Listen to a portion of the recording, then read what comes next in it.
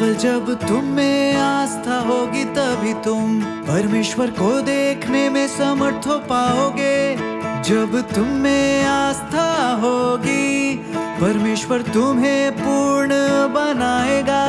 और अगर तुम में आस्था नहीं है तो वह ऐसा नहीं कर सकता।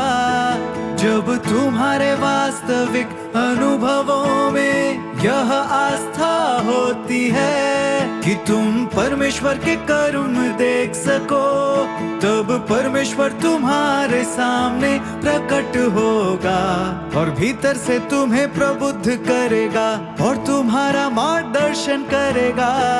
इस आस्था के बिना परमेश्वर ऐसा करने में असमर्थ होगा। अगर तुम परमेश्वर पर विश्वास खो चुके हो तो तुम कैसे उसके कार्य का अनुभव कर पाओगे।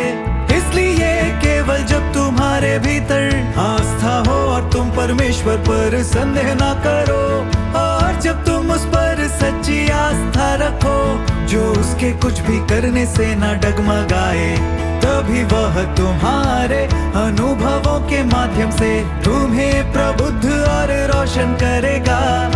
और केवल तभी तुम उसके कार्यों को देख सकोगे। ये सभी चीजें आस्था के माध्यम से ही हासिल की जाती हैं। ये सभी चीजें आस्था के माध्यम से ही हासिल की जाती है।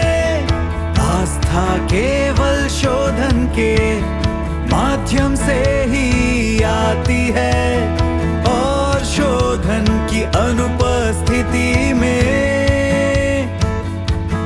आस्था विकसित नहीं हो सकती।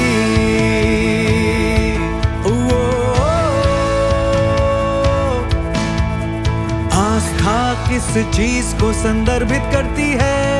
आस्था सच्चा भरोसा और ईमानदार हृदय है जो मनुष्यों के पास तब होना चाहिए जब वे किसी चीज को देख या छू ना सकते हो। जब परमेश्वर का कार्य मनुष्यों की धारणाओं के अनुरूप ना होता हो, जब वह मनुष्यों की पहुंच से बाहर हो। परमेश्वर इसी आस्था की बात करता है। परमेश्वर इसी आस्था की बात करता है। लोगों को कष्ट और शोधन के समय आस्था की आवश्यकता होती है, और जब उनमें आस्था होती है तो वे शोधन का सामना करते हैं। शोधन और आस्था को अलग नहीं किया जा सकता। शोधन और आस्था को अलग नहीं किया जा सकता।